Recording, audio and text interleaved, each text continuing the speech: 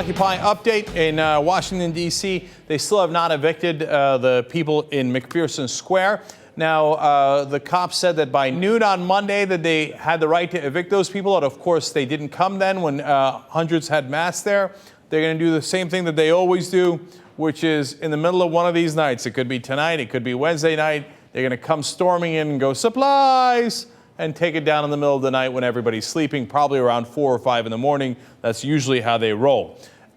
So don't party. There seems to be a party attitude from what I'm reading in McPherson Square. In fact, here's Occupy DC Representative Sarah Shaw. Quote, "We're just having a great party." Okay, but that party's going to get busted up soon.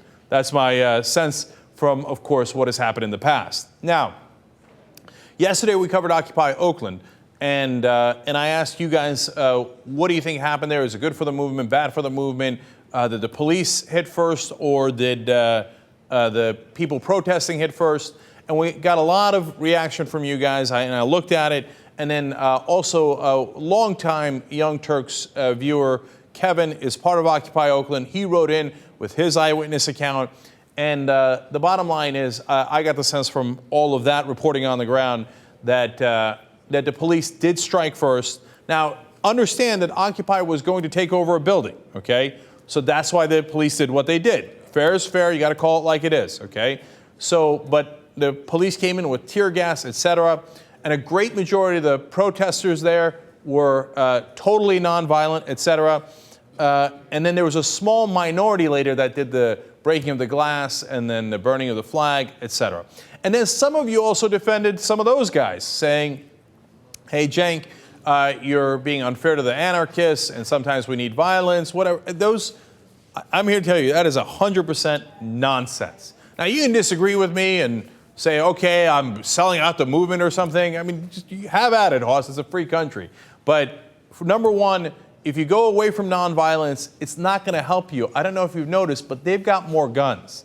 And besides which, guns never solve the issue. That's not just a lib position, okay? It's reality.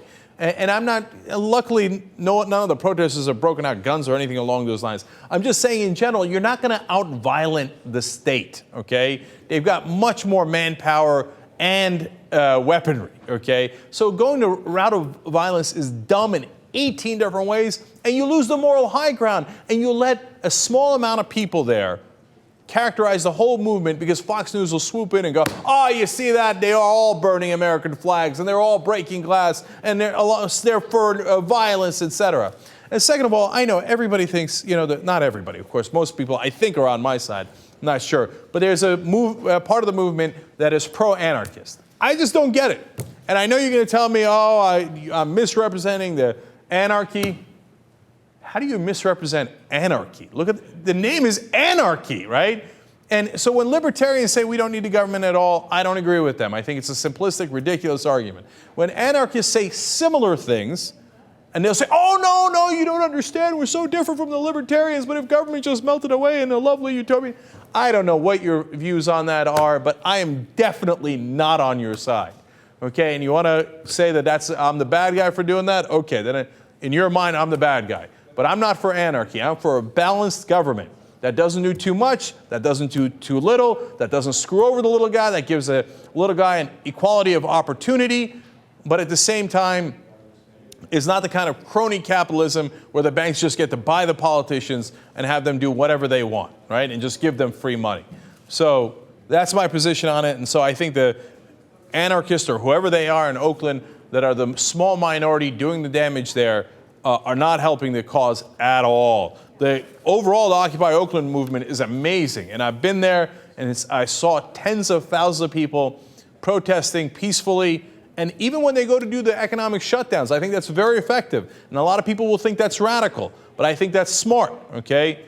But when you cross the line into violence, it's a dumb, dumb idea. It's counterproductive. And I've made very clear here, I couldn't be more against it. Even you say, oh, well, you know, we had to strike back against the power.